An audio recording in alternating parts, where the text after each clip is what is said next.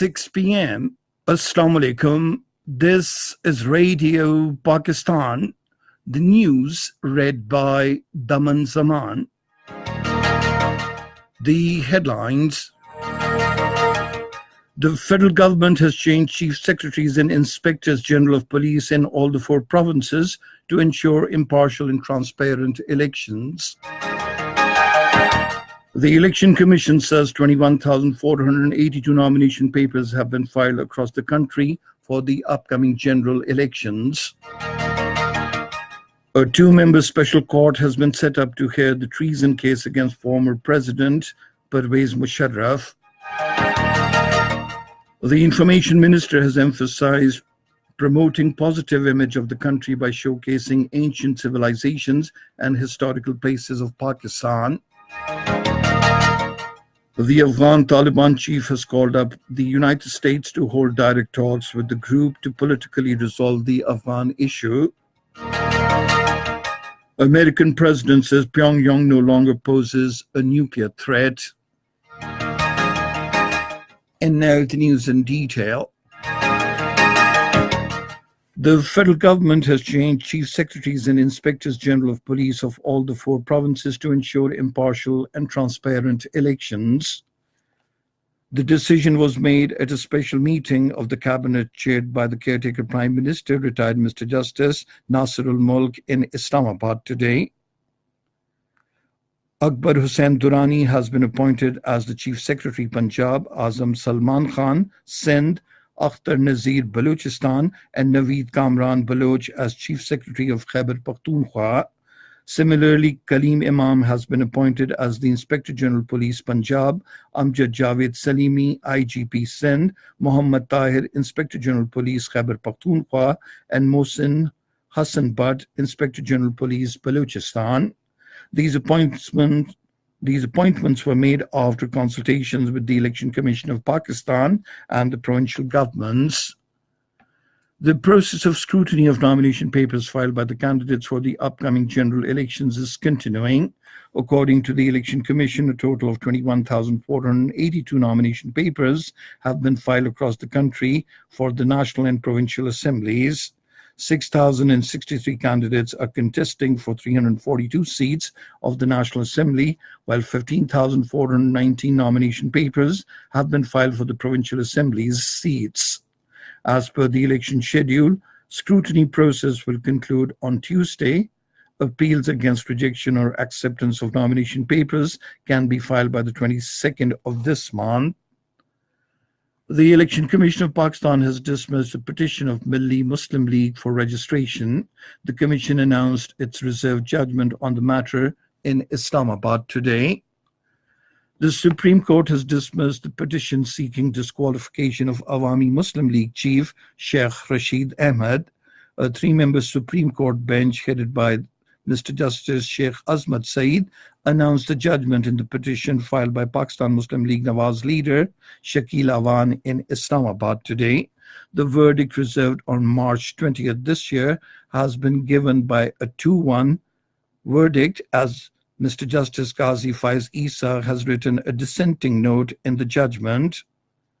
Shakil Awan had filed a petition against Sheikh Rashid Ahmed, alleging him of misdeclaration in his nomination papers during the last general elections in 2013, and hence does not become eligible to become a member of the parliament. The Chief Justice of Pakistan, Mr. Justice Mia Saqib Nisar, has ordered former President, retired General Pervez Musharraf, to appear before the Apex Court by 2 p.m. tomorrow.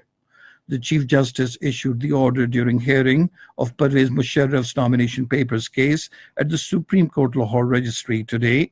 He further said in his remarks that if Musharraf does not face the court, scrutiny of his nomination papers for contesting the general elections will be halted. The counsel of former president informed the court that his client is very ill and unable to come to the court. A 2-member special court has been set up to hear the treason case against former President Pervez Musharraf. The Chief Justice, Lahore High Court, Mr. Justice Muhammad Jawar Ali, will be heading the special court, while Mr. Justice Nazar Akbar of Sindh High Court will also be a part of the court.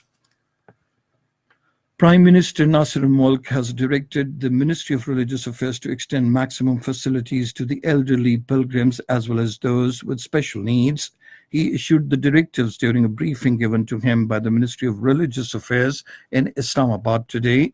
Secretary of Religious Affairs apprised the Prime Minister about various functions of the ministry, including formulation and operationalization of the Hajj policy. Briefing the meeting about Hajj arrangements, the Secretary said 374,857 Hajj applications this year under the government Hajj scheme reflect confidence of the general public in government-managed Hajj operations. The Prime Minister expressed satisfaction over the arrangements made for Hajj this year. The caretaker Prime Minister Nasser al-Mulk has sought a report from the Interior Ministry on the matter of Zulfi Bukhari.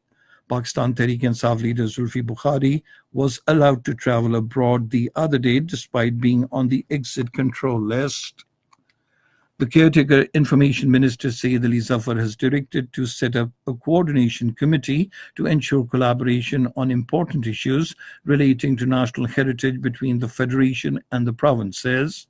He expressed these views at a briefing given to him during his visit to the National History and Literary Heritage Division in Islamabad today. The minister said there is a need to further collaborate between the Federation and the provinces on matters relating to libraries, museums, important historical places, and artifacts. This is Radio Pakistan.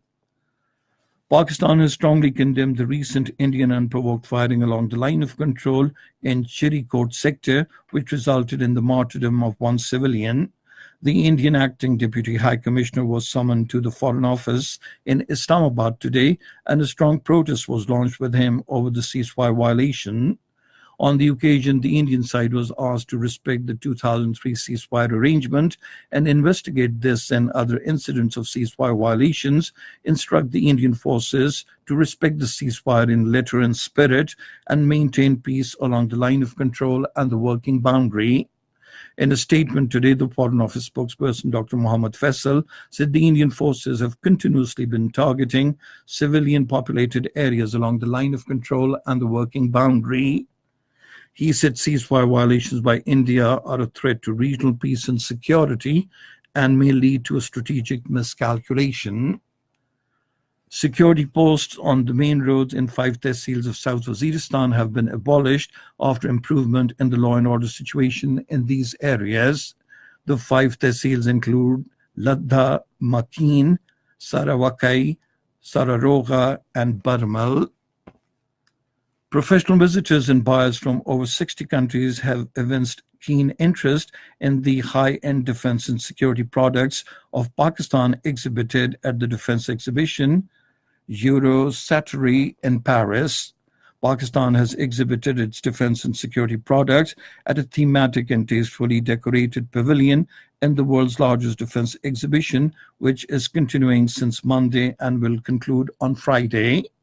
Pakistan's leading defense production outfits, namely Pakistan Ordnance Factories, National Radio and Telecommunication, and Global Industrial and Defense Solutions, under the umbrella of Pakistan Defense Export Promotion Organization, exhibited a wide range of their products and services at the exhibition.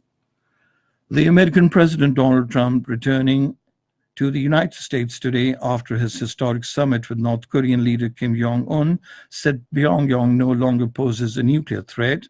He wrote on Twitter that everybody can now feel much safer than the day he took office. He said meeting with Kim Jong-un was an interesting and very positive experience. He also wrote that North Korea has great potential in the future. He added that North Korea is now no longer the United States' biggest and most dangerous problem. And now cricket. The second T20 match between Pakistan and Scotland will be played at Edinburgh this evening. The match will start at 2000 hours Pakistan Standard Time. In the first match of the two-match series, Pakistan beat Scotland by 48 runs. And finally, the weather. Mainly hot and dry weather is expected in most parts of the country, while very hot in central and southern parts during the next 12 hours. However, rain, thunder showers with gusty winds is expected at isolated places in Kashmir and its adjoining hilly areas. And that is the end of this news bulletin. For more news and analyses, log on to our website, radio.gov.pk, and you can also watch the live video streaming of our bulletins on the link facebook.com/Radio Pakistan News Official.